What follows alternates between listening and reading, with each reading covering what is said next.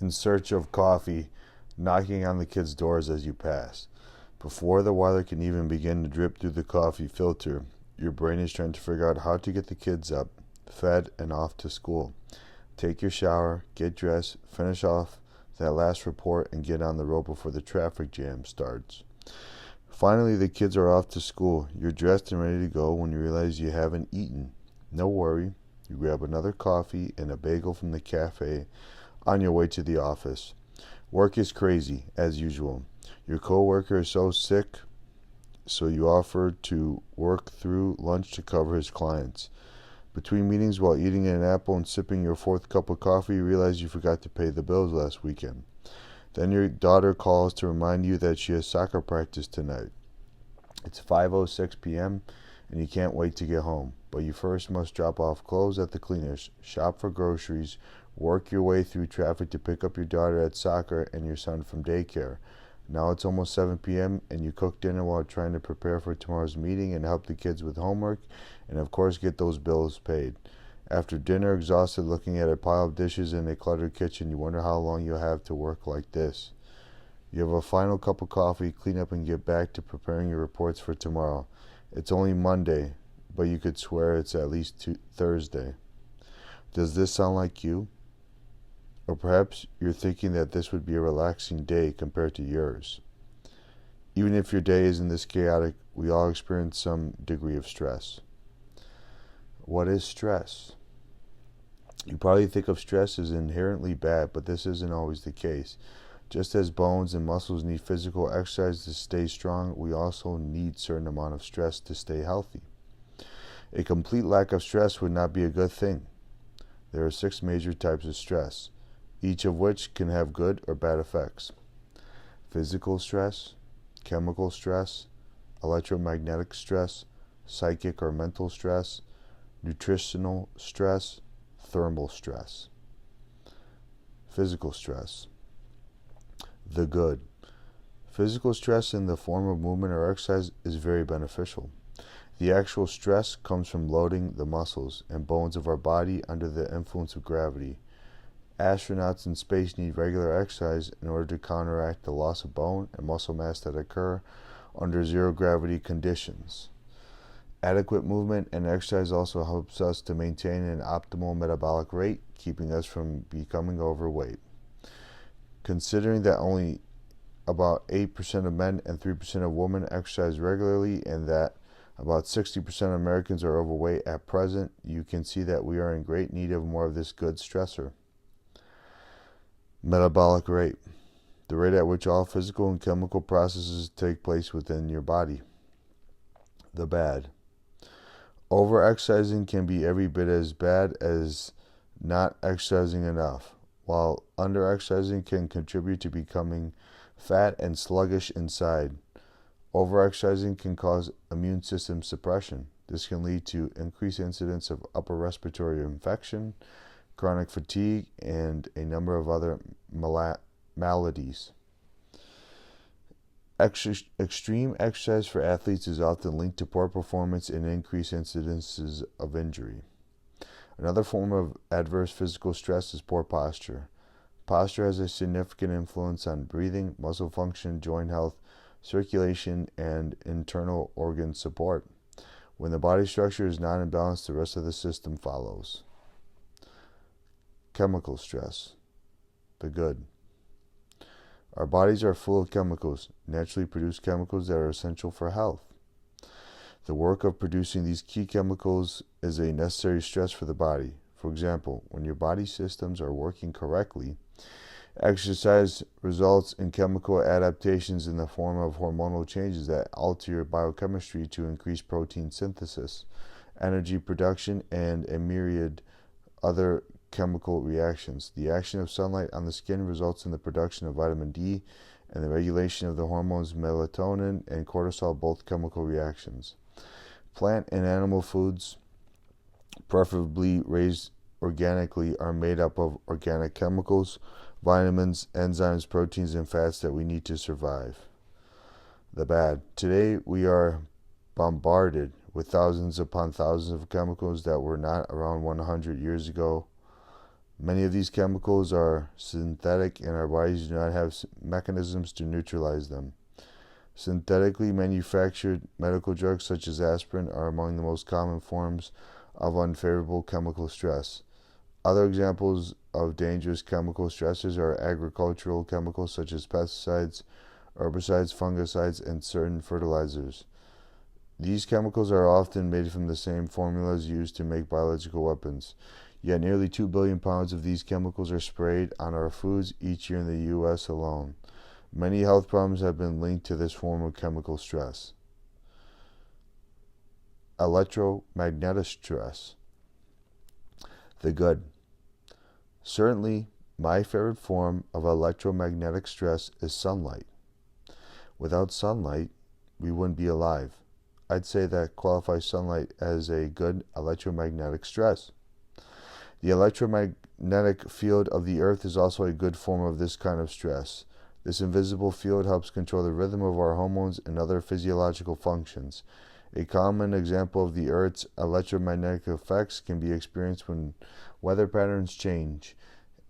At the onset of a thunderstorm, many people feel changes in their joints, muscles, and even their moods. The bad. The most obvious form of bad electromagnetic stress is overexposure to sunlight, resulting in sunburn. In Australia and New Zealand, the ultraviolet rays are poorly filtered by the thin ozone layer. This means you can begin to burn in under 12 minutes on a summer day. Most people know that overexposure to radiation, such as medical x-rays, can also be harmful to your health. Often overlooked is the extremely low frequency, ELF, pollution emitted by electronic devices such as computers, cell phones, microwave ovens, electric motors, your TV, and even an electric blanket. Many of these forms of stress are insidious, causing dysfunction in your hormonal and autonomic nervous systems. Psychic or mental stress. The good. Thinking and using your mind productively represents good psychic or mental stress. Having a plan or setting goals in your life and doing the work to achieve them is also a positive form of this stress. Other examples include overcoming adversity to become a stronger, better person. Without psychic stress, our minds would not develop fully. The bad. A common form of bad psychic stress is focusing on things that you don't want in life instead of what you do want, what I call stinking thinking. Other forms of psychic stress include verbal abuse from others, studying so much that your mental faculties begin to diminish, and challenging religious or spiritual beliefs that are imposed upon you, even if self-imposed. Being rushed or taking on more work or responsibility than you can manage will also produce unhealthy psychic stress. Nutritional stress. The good. Eating in accordance with your primal pattern diet type, Chapter 3, eating organic foods, Chapter 4, and not over or under eating are all representative of good nutritional stress. In these instances, the term stress is used to indicate the stress of digestion, assimilation, and metabolizing of foods. For example, your body must be stressed with the challenge of extracting the nutrition from your food or it will become lazy. Much like a person's muscles become lazy if you put them in a sling or cast and don't use them. The bad. Eating too much, too little, or eating the wrong food proportions for your primal pattern diet type are unhealthy forms of nutritional stress. Consuming foods with toxins such as pesticides, herbicides, food preservatives, colorings, thickeners, emulsifiers, and the like can be very stressful to the body as well. In my opinion, this type of stress from food is responsible for a large percentage of disease today. Thermal stress. The good. Maintaining your body temperature at 98.6 degrees Fahrenheit is the most obvious of the good thermal stressors. When it's hot or cold outside, the thermal regulatory system is stressed in order to keep your internal temperature constant. It's good to stress this system now and again to maintain its dynamic capacity. The bad. Anything that burns you is a form of adverse thermal stress. In addition, the opposite thermal stress would be anything that brings your body temperature too low for an extended period of time. what stress does to your body. The 6 types of stress described above can be broken down into 2 groups, internal and external. External stressors. External stressors are things that stress the body from the outside, such as sunlight, physical pain caused by injury or other external forces, emotional trauma, and toxic chemical exposure. Internal stressors come from within the body and are most often the reaction to external stressors. For example, if you're repeatedly exposed to toxic chemicals, cancer or other diseases may develop. Even if the toxic chemicals are removed, cancer will continue to stress the body systems. If you're in an unhappy relationship, an external situation, you'll experience a chronic stress response within the body. Chronic stressors cause elevated stress hormones in the body, leading to immune suppression, the inability to heal, and eventually to disease. Stress is perceived or interpreted by key control systems of the body: limbic, emotional, hormonal, visceral, nervous, musculoskeletal, and subsystems. The green arrows in Figure 1 represent good stressors that are used by the body to regulate and maintain optimal bodily function. The bad or excessive stressors, red arrows, can throw the body out of balance. The nervous system plays an important role here. All the stressors are funneled together and processed by the nervous system to create an overall stress picture in the body. As shown in Figure 1, you'll stay in the green zone in homeostasis or balance if the total stress picture is favorable for your body. When in this zone, response to external stressors such as exercise is favorable. The ability to bounce back from potentially damaging stressors is also much improved. All stressors are funneled together within your body and processed by your nervous system. The green arrows represent good stressors while the red arrows signify bad stressors. Imagine accumulating all of your stressors for a week or a month. The higher levels of stress, the harder it is on your body. If for any reason the sum of all the stressors places too great a demand on your body, you'll begin to fall out of balance and move into the yellow zone. If you don't make the necessary changes to reduce the primary stress or stressors, your body begins to break down and you progressively move into the red zone. Your ability to cope with external stressors, such as exercise, is progressively diminished, as is your ability to tolerate internal stressors, such as disease. The further you get into the red zone, the more easily disease will be able to take hold. This is where the saying, stress kills, comes from. Nerves of steel. There are many sayings that link stress and your nerves together. My nerves are afraid. You're getting on my nerves. My nerves can't handle this. As indicated above, the nervous system plays an important role in evaluating and processing stress in the body. A brief explanation of how the nervous system works will help clarify how stress affects your body. The nervous system is a combination of 2 systems that work together.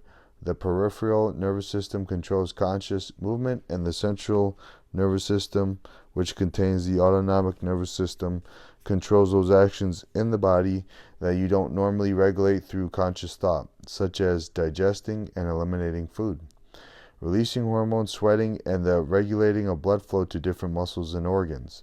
The autonomic nervous system is further split into 2 branches, the sympathetic and the parasympathetic. When activated, the sympathetic nervous system produces a fight or flight response. Whenever threatened, our natural inclination is either fight to protect ourselves or flight to run for our lives. A potentially stressful situation will activate the SNS and prepare your body for fighting or running by producing the following response, among others, within your body.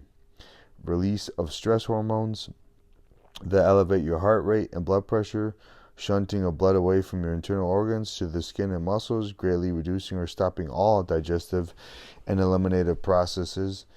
Increased sweating. You've probably experienced these responses when suddenly faced with a frightening or challenging situation. The SNS is often referred to as the catabolic tissue destructive system. When your fight or flight response is activated, levels of the stress hormone cortisol are elevated. If cortisol levels are above normal, your growth and repair hormones are suppressed.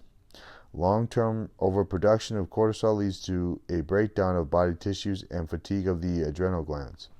As the adrenals fatigue, the body is unable to maintain balance between stress and immune hormones, which leads to immune system dysfunction.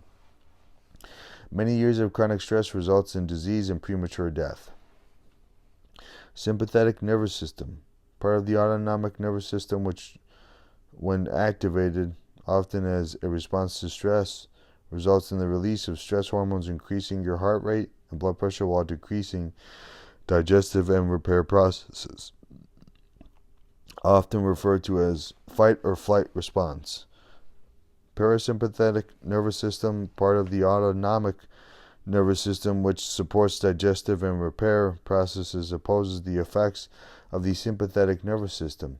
When repeatedly stressed, you're continually mobilizing your energy reserves for immediate use. At the same time, the parasympathetic nervous system, PNS, is suppressed. The PNS stimulates digestion, metabolism, and the release of tissue-building hormones, DHEA, growth hormone, testosterone, estrogen, and others. If the PNS is constantly shut down, you'll be unable to effectively digest foods and repair your body. This overstimulation of the SNS is a common cause of many chronic fatigue states and chronic disease processes, not to mention emotional imbalances and distress. How the nervous system responds to a typical day. Figure 2 demonstrates how autonomic nervous system responses vary over the course of the day. The blue dotted line shows an optimal response, someone with an ANS that can cope with the stress created in an average day. This person has control over lifestyle factors such as diet, scheduling, and finances, and can keep their SNS and PNS balanced. The dashed black line in the center of the green arrow represents the division between SNS and PNS dominance. Both branches of the ANS are always working. It's just a matter of which branch exerts the greatest influence over your physiology at any given time. An optimal blue line and overstressed red line response of the autonomic nervous system throughout the day. The optimal response represents a balance between the two parts of the nervous system, while the overstressed response signifies a person whose body is working on a high-stress mode for the entire day, limiting digestive and repair processes from taking place. The red dotted line shows the response of the typical day depicted at the beginning of this chapter. Waking up tired to an annoying alarm clock immediately activates the SNS, sending you out of the green zone. Coffee, an adrenal stressor, along with a diet that does not produce an optimal metabolic response, serves to magnify the response. At this point, you have created a state in your body that is the modern equivalent of running from a hungry lion. Once at work, the lack of sufficient breakfast causes low blood sugar and low energy levels. This kickstarts the SNS again, producing hormones that activate the body's energy stores to make sure there is sufficient fuel to run the brain. This yo-yo syndrome continues, stressing your hormonal system and keep you in a fight or flight state all day. In the evening, when you should be winding down, you have to drink more coffee just to make it through the chores and to prepare for the next day. So instead of winding down and letting the PNS work as you rest and repair your body, the SNS is once again sending you out of the green zone.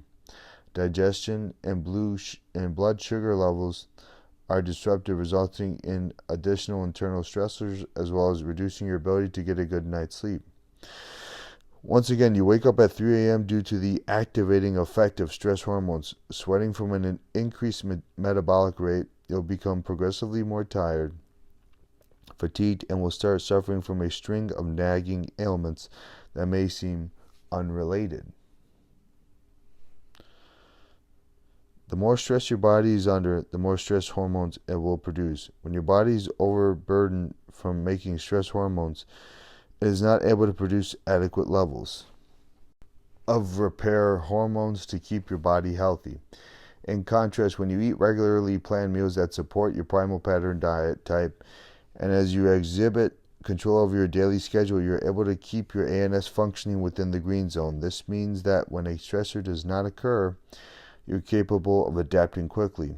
After dinner, your PNS is activated and becomes the dominant branch of the ANS, facilitating digestion, elimination, immune function, growth and repair processes. You get to bed by 10:30 p.m. and enter a proper sleep, growth, and repair cycle. For the more technically minded, understanding your stress responses.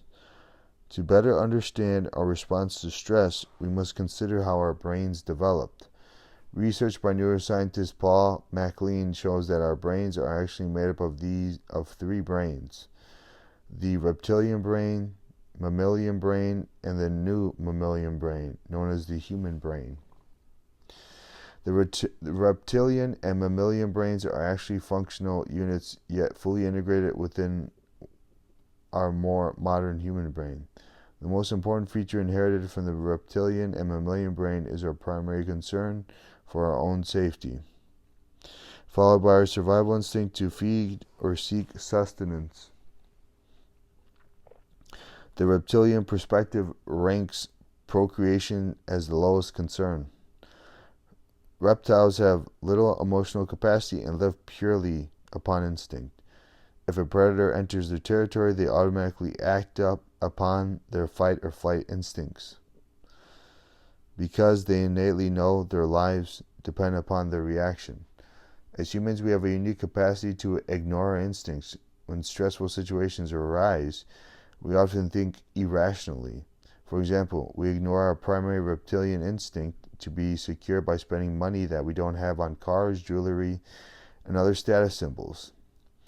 In this case, we're sacrificing financial security for an improved social status, what our mammalian brain thinks of as rank. Unfortunately, many people will sacrifice their health by ignoring the second most important concern of the reptilian brain: eating good food. They compromise their well-being by eating cheap, poor quality foods so they can afford a fancy car to improve their status. Reptiles and mammals engage in sex for purposes of perpetuating their species, but only when they're safe and well fed. Many